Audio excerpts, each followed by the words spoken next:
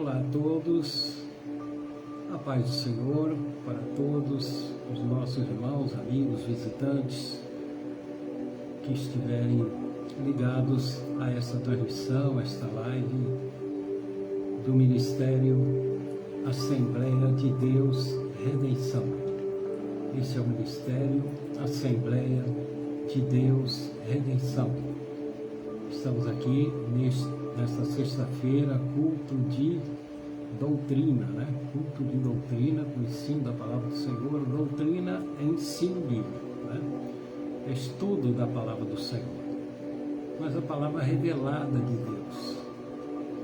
E esse é o nosso propósito de estar aqui ministrando através da unção do Espírito Santo, a qual eu sou dependente, dependo dele, dependo da porção de conhecimento, da porção de sabedoria, porção de revelações, de unção, de poder, de virtude, para poder ministrar como apenas um instrumento dele. É assim que eu me coloco diante do Senhor, como instrumento dele, para poder ministrar ao coração dos irmãos. Hoje nós temos aqui um tema para estarmos aqui aprendendo, colocando em prática em nossas vidas, que vai nos ajudar muito. E o tema aqui desta doutrina é: saiba motivar os teus sonhos, que está lá em 2 Reis, capítulo 6, no seu versículo 5.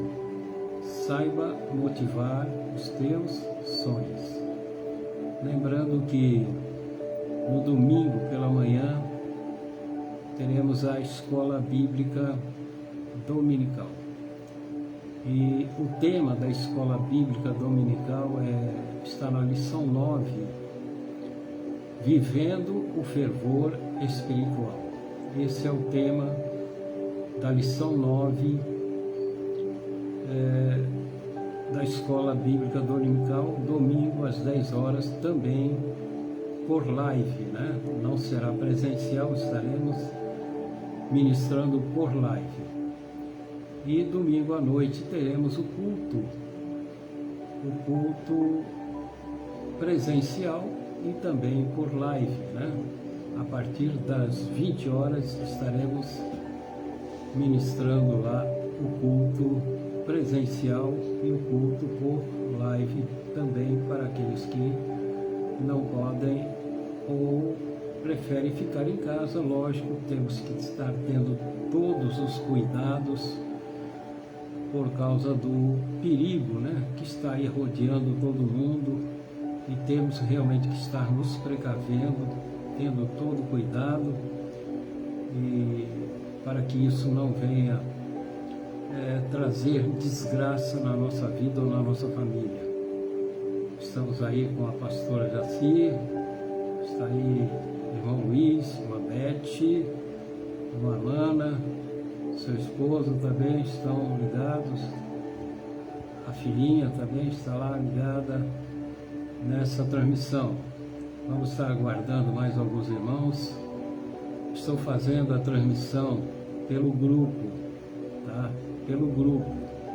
Então, os irmãos que puderem, passem no WhatsApp, lá na parte da redenção, e avisem, E do seminário também avisem que eu estou fazendo a live pelo grupo, Pelo grupo. Então, alguns talvez não recebam um aviso, e os irmãos que estão aí podem mexer no celular, dê um aviso aí pelo grupo que a live está sendo realizada pelo grupo, Então vamos lá. Temos aqui o tema desta doutrina de hoje, que está em 2 Reis, capítulo 6, no seu versículo 5, que diz assim a palavra do Senhor: E sucedeu que, derrubando um deles uma viga, o ferro caiu na água, e clamou e disse: Ai, meu Senhor! Ele era emprestado. esse é o texto base, o texto-chave, né, que vamos iniciar aqui, esse tema, saiba motivar os teus sonhos. Essa passagem bíblica está em 2 Reis 6,5, quando os discípulos, né, de Eliseu, eles eram estudantes, era uma escola, faziam parte ali de uma escola de profeta. Essa escola de profeta, ela foi fundada por Samuel.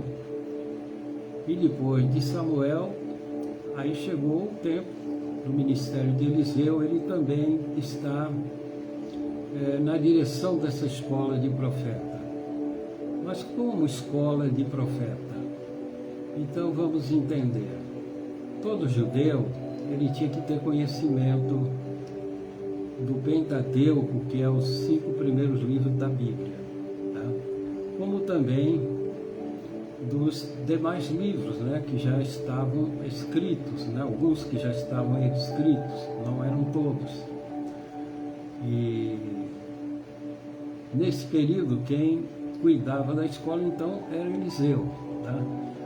Mas aqueles estudantes estavam no lugar, ou uma espécie de casa, que era um espaço muito apertado. E como Eliseu tinha uma fama que se estendeu e muita gente quis entrar para essa escola de profeta, porque o lugar estava pequeno.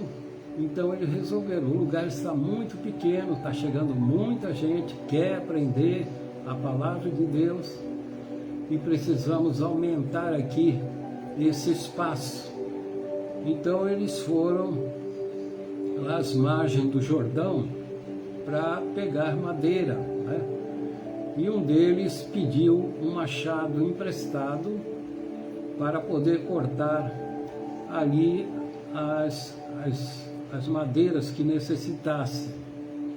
Mas eles insistiram que Eliseu fosse com eles, porque eles tinham muita confiança em Eliseu e tinham receio de alguma coisa poder acontecer ali.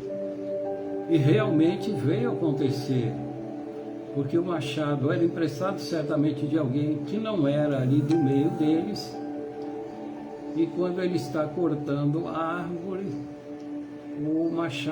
o ferro do machado saiu do cabo e caiu na água. A água do Jordão não era uma água transparente, era uma água meia suja. Então não dava para visualizar aquele ferro do machado que caiu. Então eles pedem para Eliseu, vão falar para Eliseu contar o problema.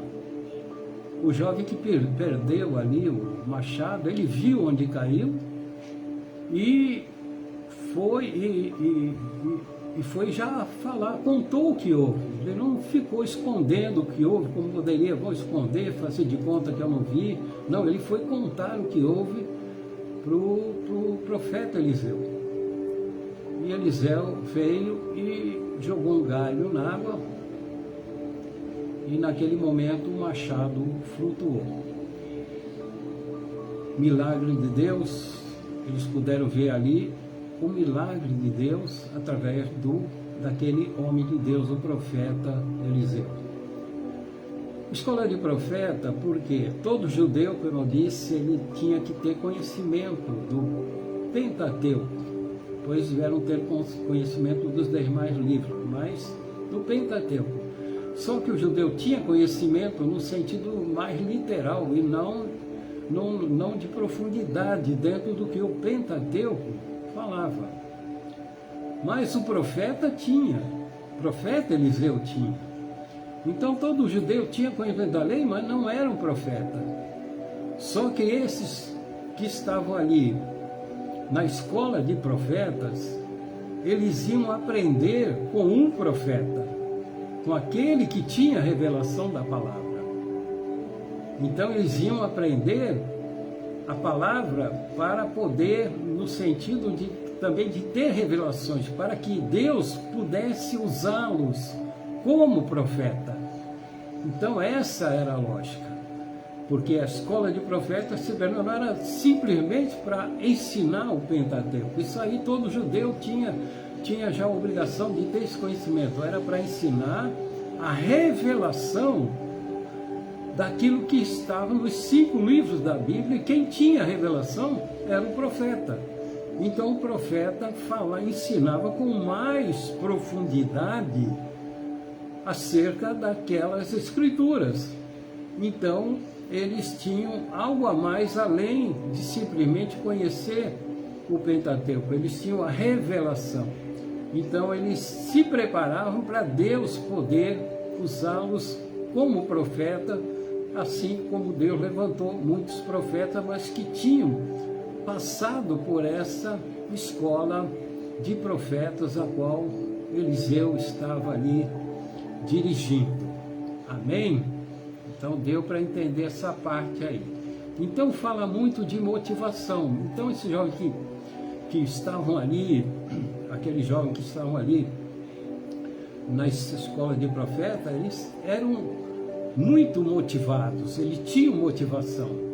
Aquele problema do ferro cair na água poderia quebrar essa motivação, porque era uma ferramenta difícil, rara, não era como hoje, você compra em qualquer lugar aí.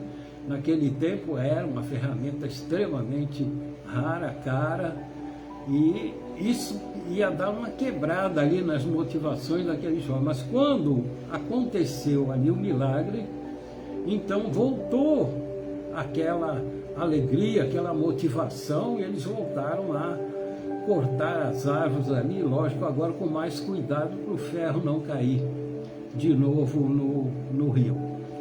Então essa motivação, ela evita os conformismos. Ter motivação é evitar conformismo. O crente nunca pode estar conformado.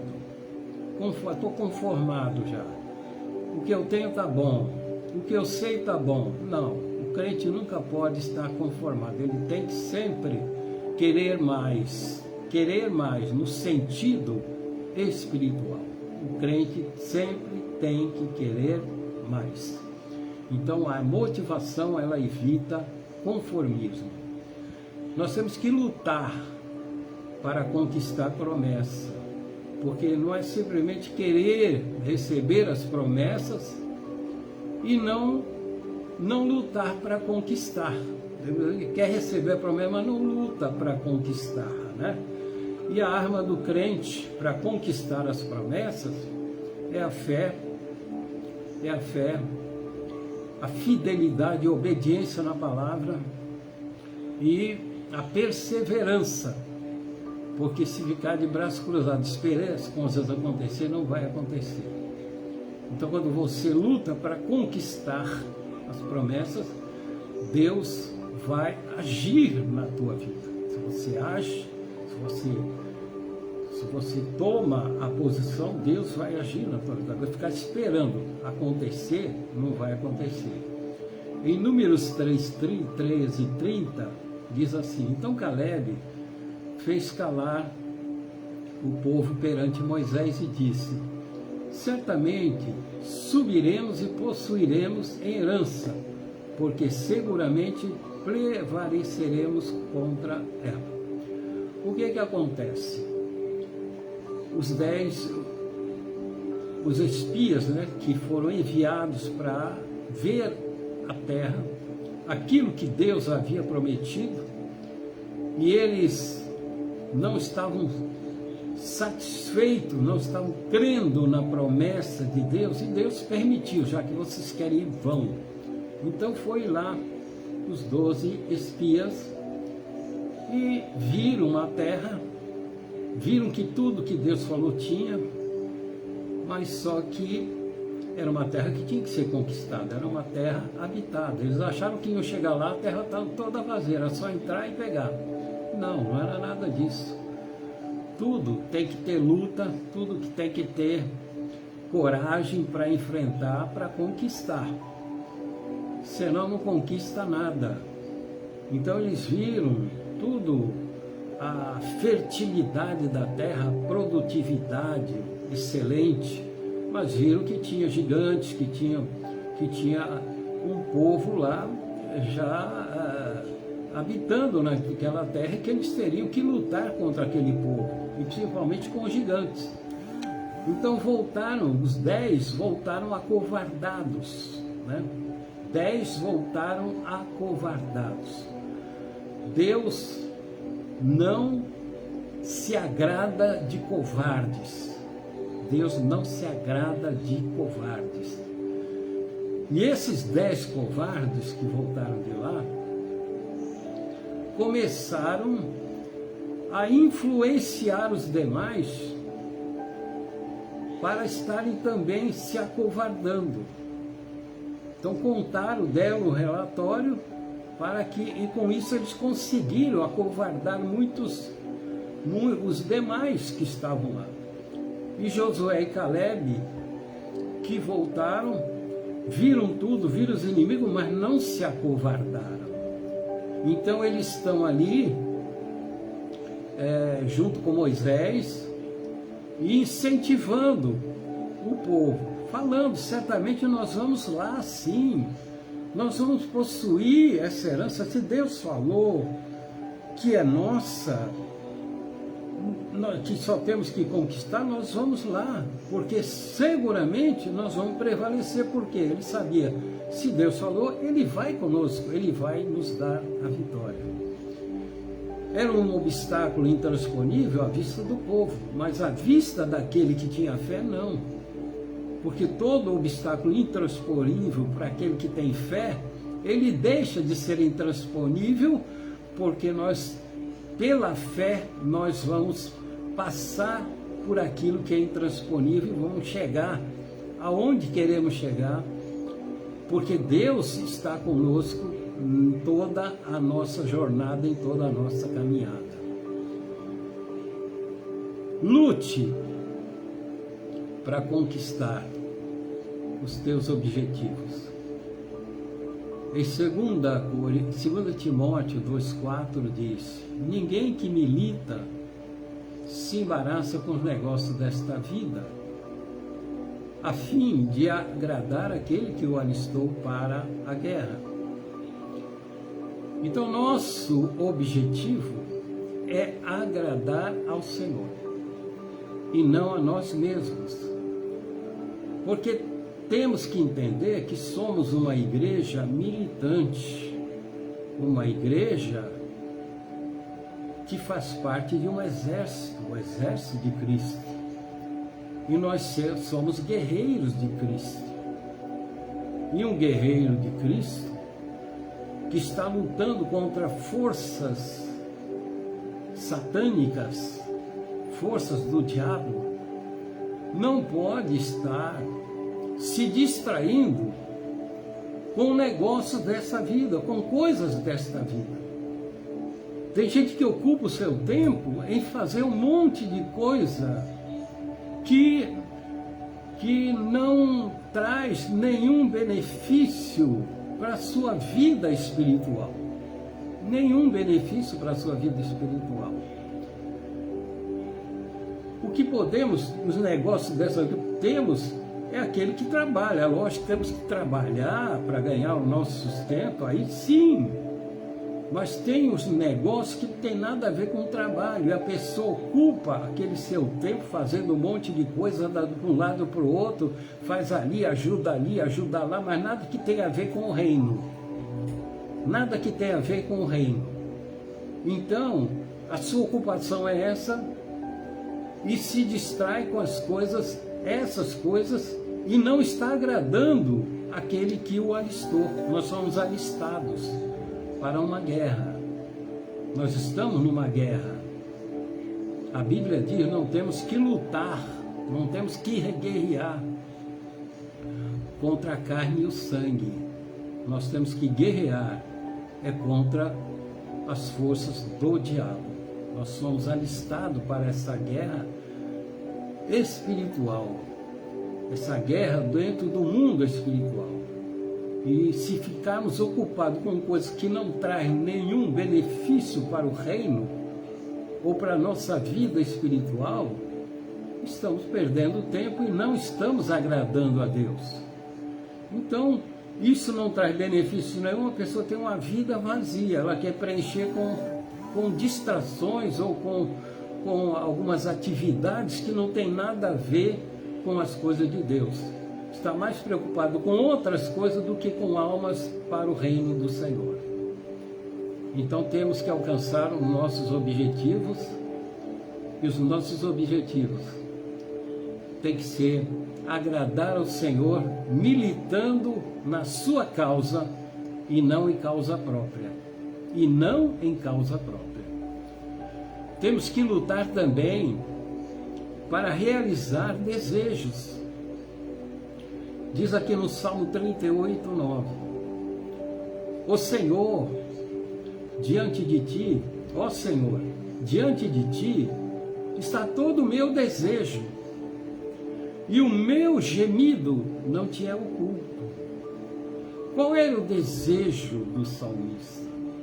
Qual era o desejo desse homem de Deus? Ele estava passando por situações, por dificuldades, estava passando por situações que o estavam abatendo muito a sua vida. E o desejo dele era sair daquela situação. Era sair daquela situação. Só que a situação, para ele sair daquela situação, só através do socorro de Deus.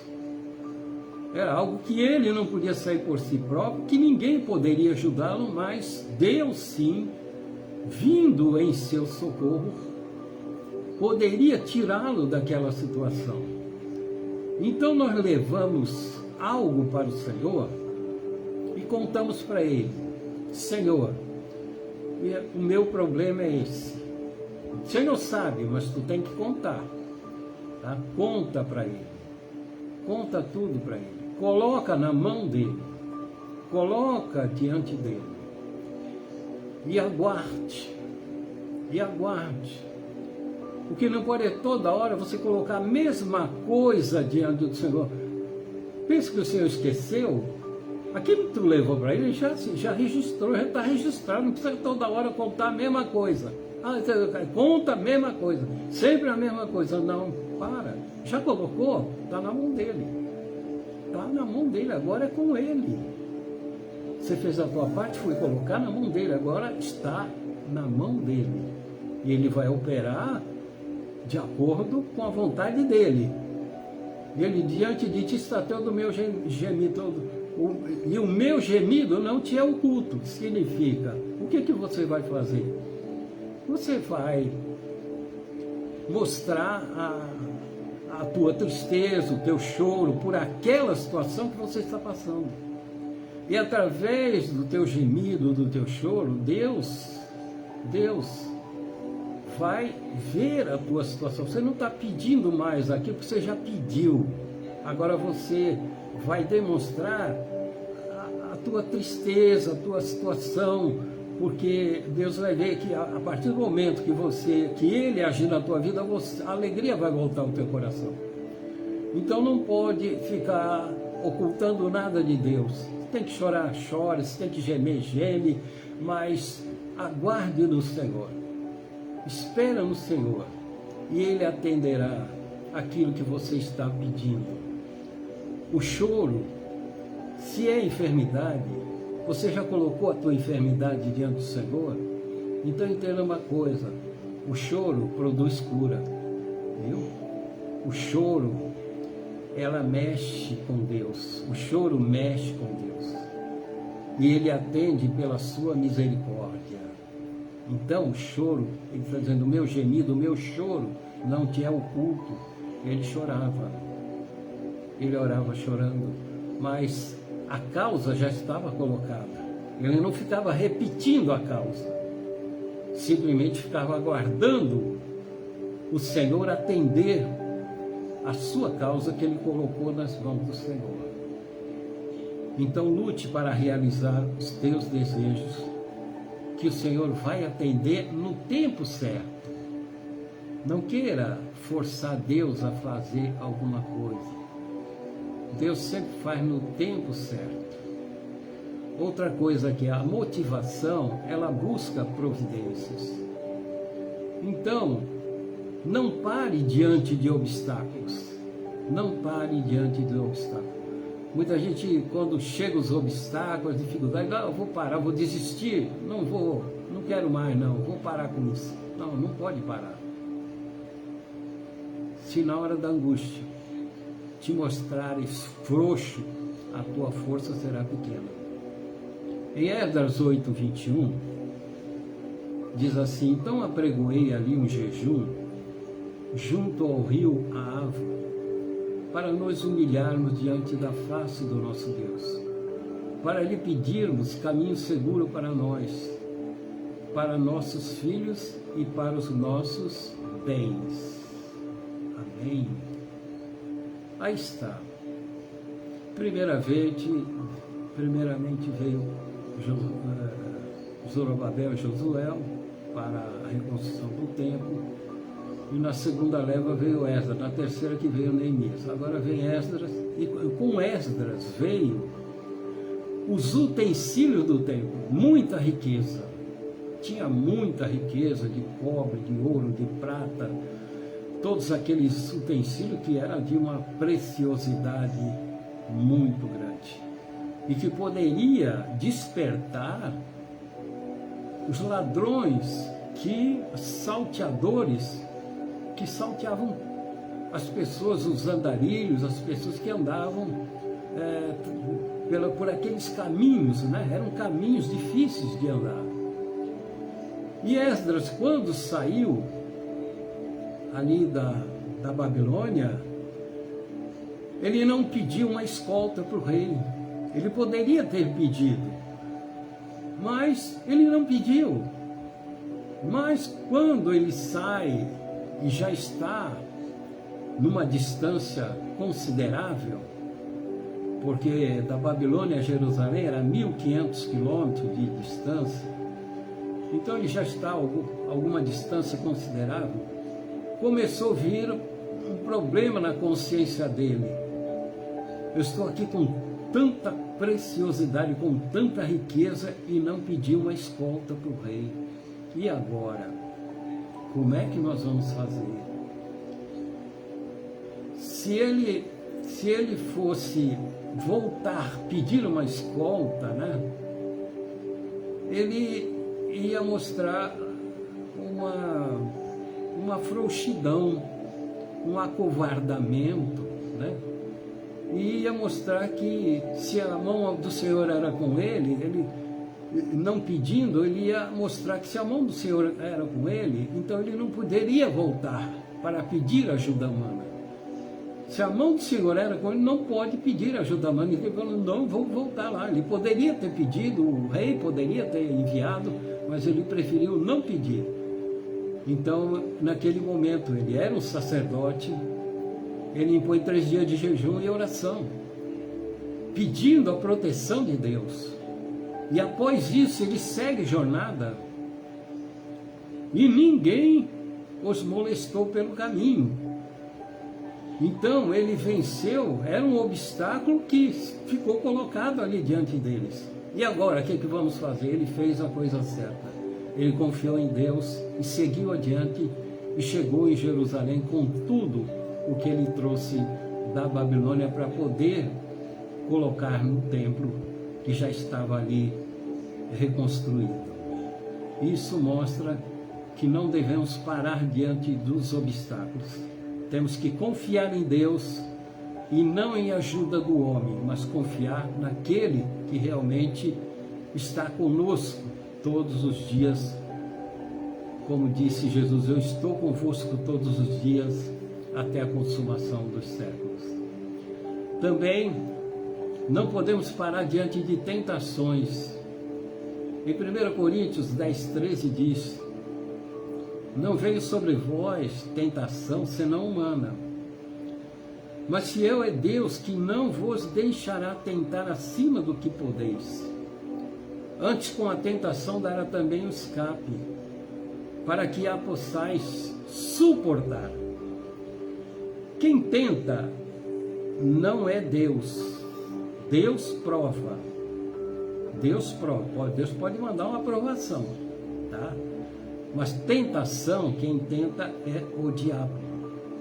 É esse inimigo oculto que muita gente, por não poder vê-lo, né, até o ignora. E muitas vezes as coisas estão acontecendo e não sabe que o diabo está por trás. Então toda tentação, te tentar a fazer algo errado, te tentar a seguir por para algum lugar que não é para seguir, você é tentado a ir, tentado a sair daquilo que, de uma posição que Deus colocou na tua mão, tentado a sair, largar tudo. E quem que está tentando? É Deus? Não, é o diabo. Então, tentação vai até um limite também, né? Vai até um limite. Você veja Jó. Jó passou por todas as tentações e ele não fez o que o diabo queria, que era blasfemar contra Deus. Ele não murmurou contra Deus. Em nenhum momento, ele sempre creu em Deus. Até quando ele diz, eu sei que o meu Redentor vive, que ele um dia se levantará sobre a terra. Então, quando chegou no limite, Deus tirou Jó daquela situação. Mas quando ele chegou no limite, o diabo fugiu. Porque Jó resistiu ao diabo, e a Bíblia diz, resistir ao diabo e ele fugirá de vós. Então temos que suportar até os limites, porque você está resistindo e não cai na armadilha que ele tem preparado. E aí nesse momento Deus entra em cena e o diabo foge, e daí vem a vitória para a tua vida. Com isso você cresce, você se eleva espiritualmente. Não podemos parar também diante das oposições. Em Neemias 6,3 diz, enviei-lhes mensageiros a dizer, faça uma grande obra, de modo que não podereis descer. Porque cessaria esta obra, enquanto eu a deixasse e fosse ter convosco? Então Neemias tinha ali aqueles inimigos, né? Sanbalate, Tobias, Gesem, que eram governadores, eram satrapas, governadores de províncias, e eles tiravam muito proveito ali em Jerusalém, que era uma cidade muito visitada mesmo ali na situação que estava. Então eles tinham lá seus negócios em Jerusalém. Só que agora, com o templo restaurado, os utensílios do templo, todos ali colocados nos seus lugares, a cidade teria que ser protegida para não ficar vulnerável e alguém ir lá e assaltar o templo. E para ela ficar protegida, tinha que levantar as muralhas que estavam caídas, os portões que estavam queimados. E Neemias, nessa terceira vinda, ele vem com essa incumbência. Então ele está ali construindo os muros em tempo recorde. Em 52 dias ele construiu todo aquele muro, juntamente com todo o povo ali ativo, os portões. E eles tentaram, antes até de levantar os portões, ou boa parte dos muros, tentaram armar para Neemias, tentaram várias armações. Agora eles queriam uma para matar Neemias. E para matar Neemias não podia ser dentro da cidade, eles tinham que tirar ele para fora da cidade, porque lá eles alegariam que ele foi morto por salteadores, então eles se livrariam para não entrar na ilha do rei, que se o rei soubesse disso, os mataria. Então era uma armadilha muito sutil que eles tinham preparado para Neemias. Só que tinha uma coisa, Neemias tinha discernimento de espírito. Ele soube discernir o que o inimigo estava querendo fazer com ele. E o discernimento também é algo que todo crente precisa ter, para poder descobrir, discernir, entender o que o inimigo, como o inimigo está agindo. Como o inimigo está agindo na tua vida, ou querer agir na tua vida, ou na vida da tua família, ou agindo até no teu trabalho, porque o inimigo age também no trabalho para poder te prejudicar, usando pessoas lá, usando pessoas para tentar te entristecer, ou fazer com que tu perca o emprego. Ele usa de vários meios. Então não podemos parar diante das oposições, discernimento, e não ter medo disso, porque Neemias tinha confiança em Deus, e quem tem a confiança em Deus, Deus está contigo. Tenha essa confiança em Deus e saiba que os inimigos Deus põe por terra, que os inimigos Deus põe por terra. Então tenha esse discernimento, não pense que a pessoa, tem gente, tem demônios por trás das pessoas, que você tem que manter a tua posição e não demonstrar medo. Simplesmente confie no Deus que você crê, no Deus que você serve, que o inimigo vai ser envergonhado. Que o inimigo vai ser envergonhado. Como diz, cavaram uma cova diante de mim, mas foram eles que caíram nela. Estão cavando uma armadilha diante de você, uma cova para te fazer cair, mas vão ser eles que vão cair nela. Entenda dessa maneira e pode glorificar o nome do Senhor. Se Deus está falando contigo, glorifique. A motivação supre necessidades. A restituição acontecerá. Em Filipenses 4,19. Paulo, preso em Roma, ele era sustentado ali nas suas necessidades de aluguel, de subsistência, de sobrevivência, mas pelos irmãos da igreja de Filipos. Não eram irmãos de grande posse, eram simples, mas eles tinham liberalidade e ajudavam Paulo. E Paulo aqui está falando, o meu Deus, segundo as suas riquezas, porque Deus é o dono do ouro e da prata, Ele suprirá todas as vossas necessidades em glória, por Cristo Jesus. Por Cristo, Deus supre a tua necessidade. Deus não supre a ganância de ninguém, porque tem muita gente que tem e fica correndo atrás aí de campanha dali, campanha da prosperidade, campanha daquilo, tudo mentira, tentação do diabo, porque é ganancioso, ele já tem o dele, mas não, ele quer mais, não quero mais. Deus supre a necessidade. Jesus não prometeu riqueza material para ninguém. Quem tem é porque se esforçou, porque trabalhou, porque é lutador. Quem tem, porque estudou, porque teve a oportunidade de ter um bom emprego. Quem não tem, sendo fiel ao Senhor, não vai faltar nada na tua casa. Você não vai ficar devendo para ninguém, porque Deus vai suprir a tua necessidade. Louvado seja o nome do Senhor. Outra coisa aqui, a restituição e a satisfação acontecerá.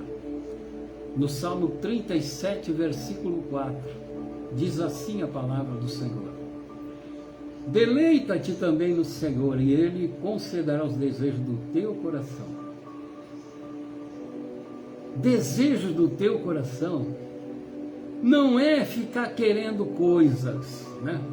Tem desejo do coração, já está pensando aí em alcançar algo financeiro, algo material, desejo ter um carro, desejo ter... Não, aqui não está falando nada disso. Não é querer coisas. Eu quero isso, eu quero aquilo, eu quero lá aquela geladeira grande, eu quero lá aquele armário bonito, eu quero lá uma casa melhor, eu quero... Não, isso é querer coisas. Não é isso aí. Para querer essas coisas, você tem que ter condições e tem que lutar muito para conseguir. Não ficar esperando, Deus vai me dar, como muitos prometem aí, bando de mentiroso. Desejo de conhecer, desejo do teu coração. Qual é o desejo do teu coração? Qual é o desejo do teu coração? O desejo do meu coração é conhecer mais a Deus, é conhecer mais a Cristo. O desejo do meu coração é conhecer mais Ele, e Ele está revelado na sua palavra. Por isso eu busco mais a palavra de Deus e procuro me aprofundar mais, porque eu quero conhecer mais. Esse é o desejo do meu coração. Então ele descansa também no Senhor, Ele vai conceder. O salmista que queria conhecer mais a Deus, ele não estava pedindo coisas materiais, querendo coisas materiais, ele estava querendo conhecer mais a Deus. E querendo conhecer mais a Deus, a tua vida, ela cresce, ela é suprida. Deus enche a tua vida de coisas, coisas que necessitam a tua alma. A nossa alma é suprida. Você tem uma vida de satisfação. Isso aqui quer dizer a palavra. Não está querendo coisa. Muita gente só quer coisa, só está querendo coisa. Nosso desejo é conhecer mais a Deus a cada dia.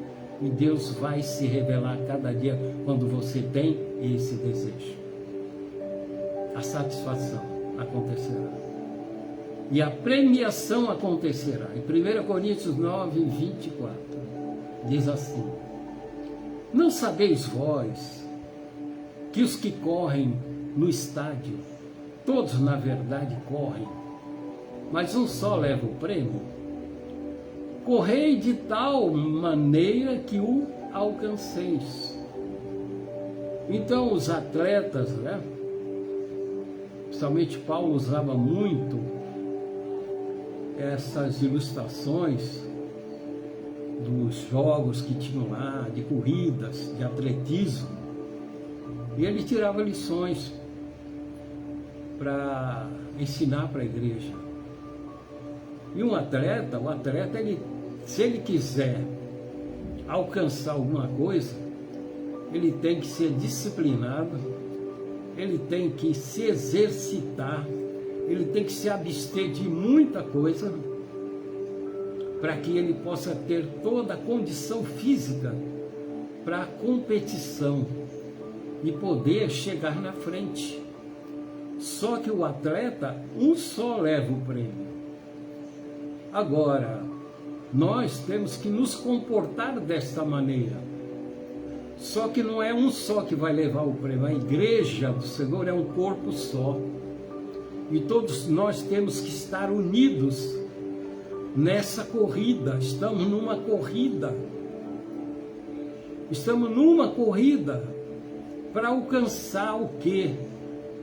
Para alcançar o céu, para alcançar nossa pátria celestial. Não é para alcançar coisas materiais aqui na terra. Então estamos nessa corrida, e é uma corrida unida, né? É uma corrida junta. Tem as equipes que correm juntas. Já viram aqueles que correm juntos? Se um deles falhar, eles perdem. Todos têm que estar juntos naquela corrida para alcançar o prêmio. Então, servir a Deus é estar numa corrida também. E temos que ter uma disciplina também. Temos que nos abster de muitas coisas que a Bíblia não recomenda. Temos que nos abster de muitas coisas, de distrações, de coisas que não levam a nada, perder tempo com coisas supérfluas, porque nós estamos servindo a Deus e nós temos uma recompensa a alcançar. E para alcançar essa recompensa tem um preço. E o preço, como Jesus disse,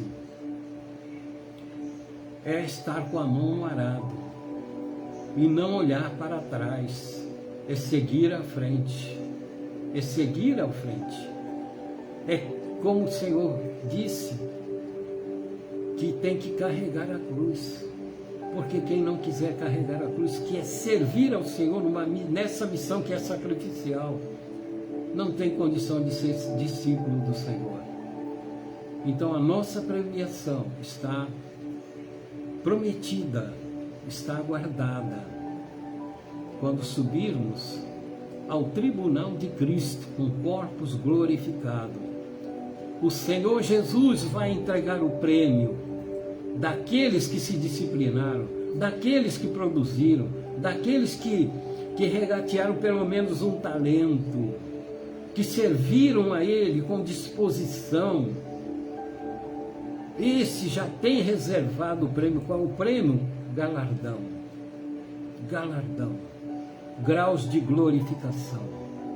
Patentes. Porque nós continuaremos saindo da condição da igreja militante para a igreja triunfante. A igreja que triunfou, que vai seguir o exército de Cristo para reinar com Ele, junto com Ele. Mas tudo tem um preço. Eu pago o preço. E sei que muitos irmãos estão pagando o preço. Mas continue. Continue. Porque tem uma recompensa do Senhor para a tua vida. Amém? Que Deus abençoe. Que Deus abençoe os irmãos. Nós estamos encerrando essa ministração. Isso aí é doutrina bíblica, viu, irmãos? Tá? Doutrina, ensino da palavra do Senhor. Doutrina não é ficar machucando ninguém. Doutrina não é palavra do homem. Doutrina é palavra de Deus. Não machuca ninguém, mas incentiva, fortalece, deixa animado. Isso é doutrina. É assim que tem que ser. Amém? Então, no domingo pela manhã nós temos a aula da escola dominical, que está na lição 9, vivendo o fervor espiritual. O que é viver o fervor espiritual? Não perca essa aula, é muito importante, viu? Vamos acordar 10 horas, gente.